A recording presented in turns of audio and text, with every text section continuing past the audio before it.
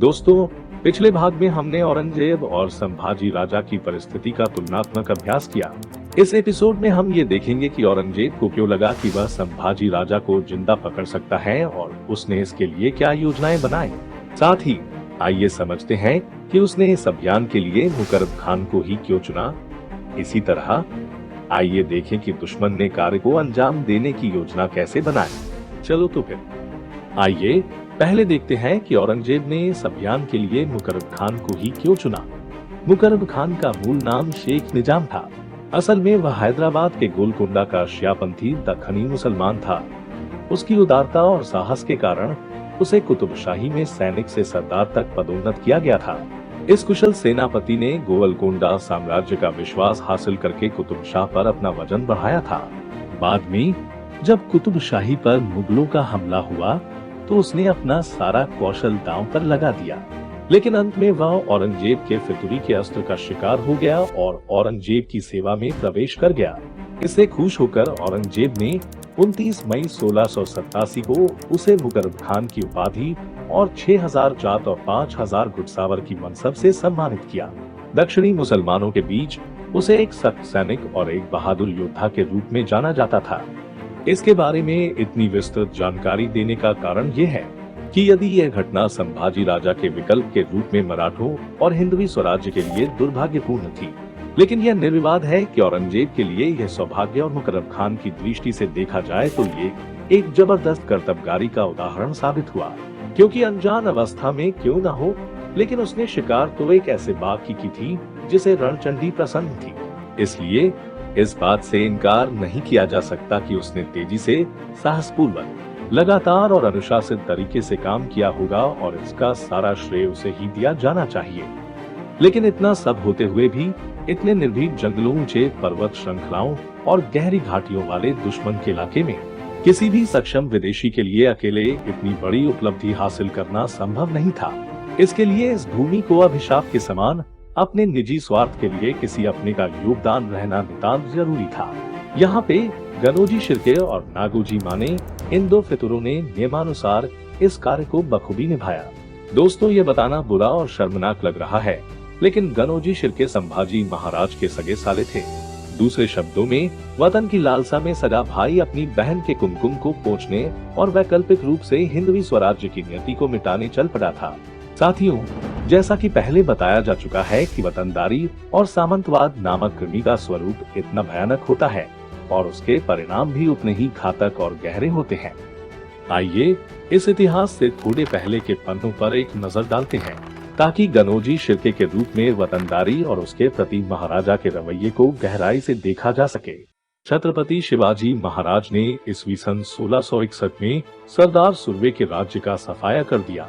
वैसे ही साउथ कोंकण पर कब्जा कर लिया और सभी वतनदारों की भूमि स्वराज्य से जोड़ दी।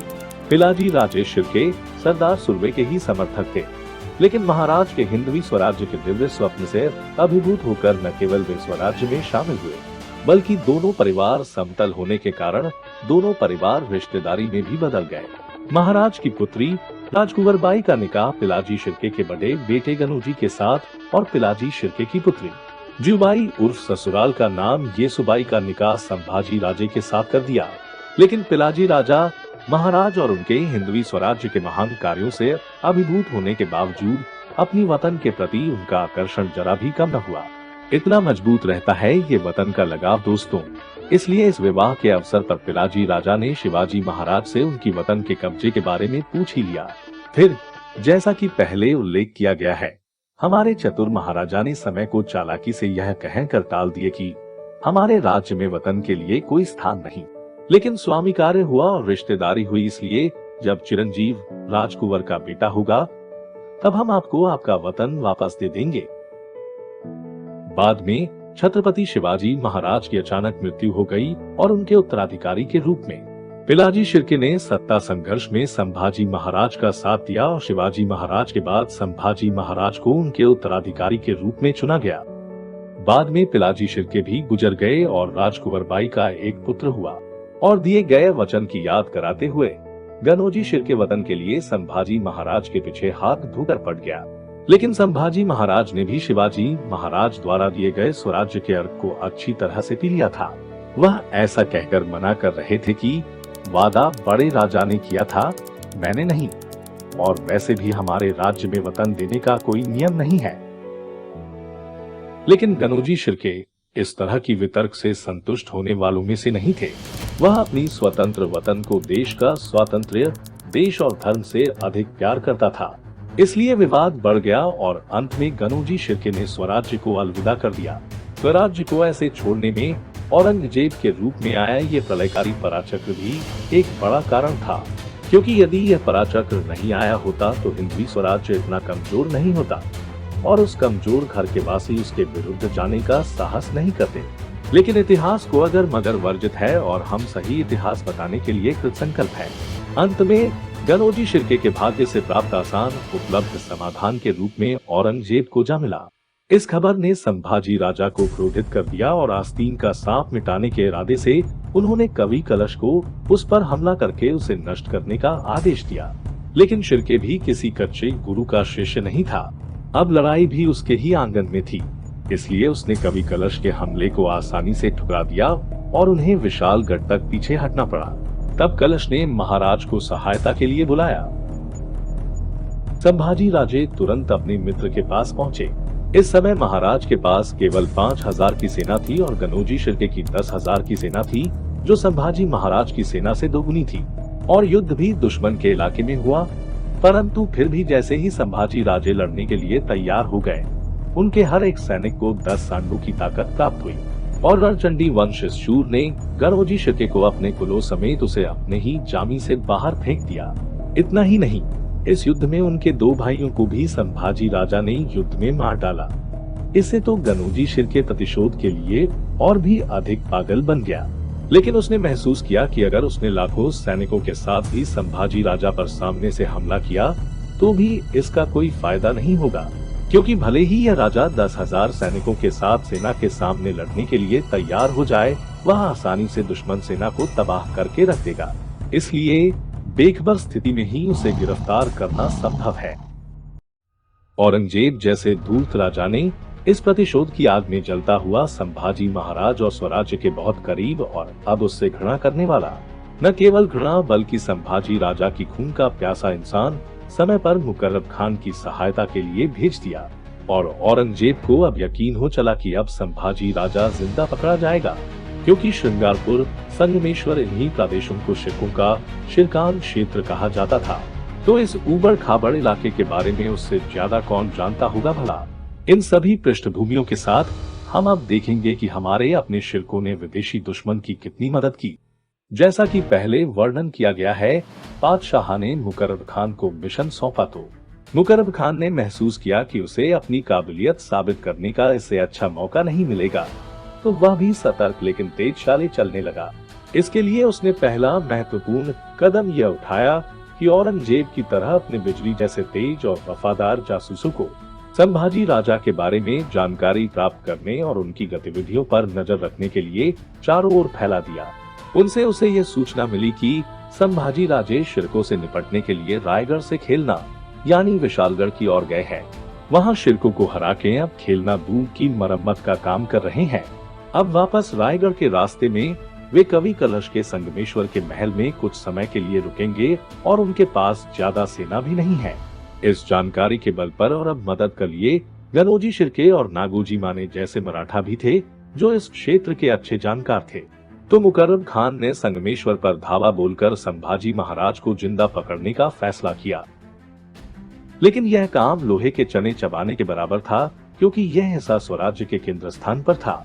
इसमें जगह जगह ऊंचे पहाड़ और गहरी घाटियां, घनी झाड़ियां और जंगली जानवरों से भरा हुआ था।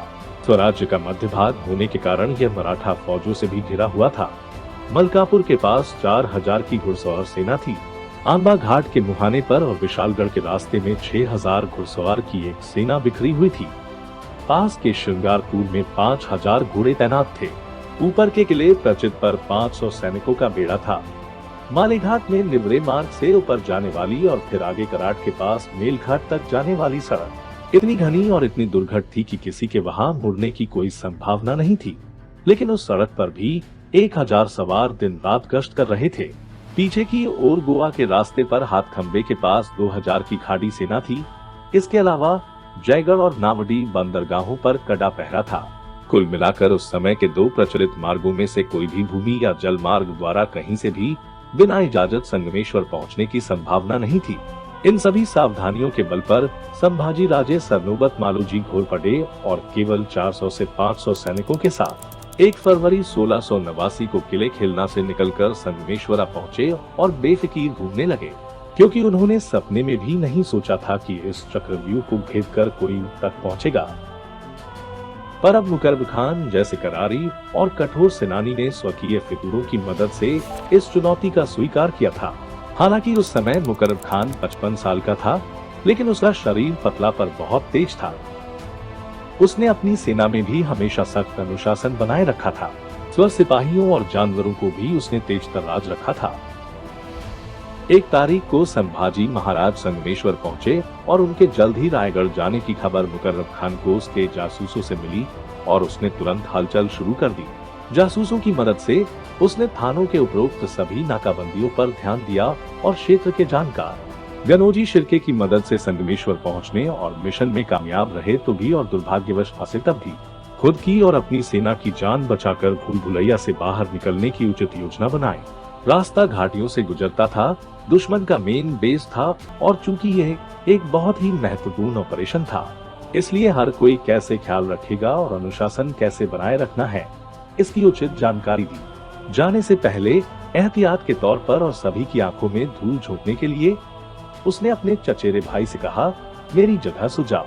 अपनी सेना कराट गई है और मुकर्रम खान खुद बीमार है, ऐसा दृश्य तैयार कर। मैं कहीं शिकार पे निकल गया हूँ, इसकी खबर किसी को नहीं लगनी चाहिए। इतनी सुनियोजित योजना के साथ वह अपने साथ 2000 घुड़सवार और 1000 पैदल सेना लेकर कोल्हापुर के पास केरला पठार के बेस से 2 तारीख की सुबह 4 बजे अपने लक्ष्य की ओर आगे बढ़ा। समय की कमी के कारण आज यहीं रुकेंगे, लेकिन अगले भाग में हम उस समय की संभाजी महाराज के संगमेश्वर की घटनाओं पे ध्यान देंगे। इसी तरह संगमेश्वर में वे क्यों रुके थे और उन्होंने ऐसी कौन सी गलतियां की जिससे वे फंस गए। इस बात का परामर्श लेने के लिए हमारे इस चैनल को सब्सक्राइब करना न भूलें और इस जाज्वल्य और गौरवपूर्ण इतिहास की जानकारी सभी के साथ अधिक से अधिक शेयर करें। यह हमारा आपसे विनम्र लेकिन हार्दिक अनुरोध है। धन्यवाद। वंदे मातरम।